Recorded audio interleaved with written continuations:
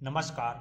मोर की कलगी के समान पत्तों वाले इस छोटे से पौधे को मयूरशिखा कहते हैं। मयूरशिखा इसके आकार के नाम के कारण ही पड़ा है। मयूरशिखा बहुत ही छोटे आकार का पौधा होता है जो गीली जमीन पर या गीली दीवार पर या पुरानी दीवारों पर मिल जाता है।